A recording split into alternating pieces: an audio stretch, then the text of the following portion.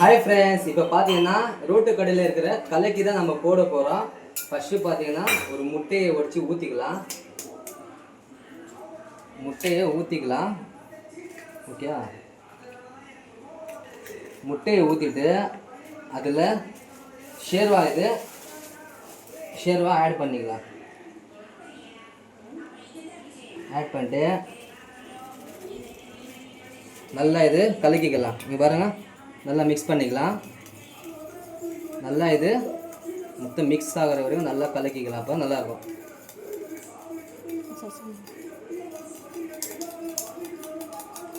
இங்கே பார்த்தீங்கன்னா பாருங்கள், நல்லா இந்த அளவு வந்த அப்புறம் கலக்கிக்கலாம். அதுக்கப்புறம் பார்த்தீங்கன்னா அடுப்பு வச்சாச்சு, எண்ணெயை ஊற்றாச்சு. நல்லா ஹை ஸ்பீடில் தான் வச்சுக்கிறோம். இப்போது இதில் நம்ம முட்டையை ஊற்றிக்கலாம். சரியா? அப்புறம் இதில் லைட்டாக பெப்பர் வேணால் ஊற்றிக்கலாம், வேணாம். இப்போ நான் லைட்டாக போட்டுக்கிறேன் பெப்பர். அதுக்கப்புறம் பார்த்தீங்கன்னா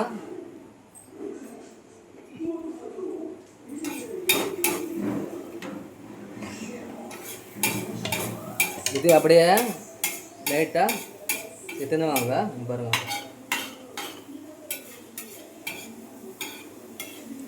அப்போ தான் இது டேஸ்ட் நல்லாயிருக்கும். ஏன்னா அரை வேர்க்கடலை ஏற்றணும், அப்படியே வச்சு ஆம்லேட் ஆகிடும். அது அரை வேர்க்கடலை வச்சா நல்லா இருக்குது,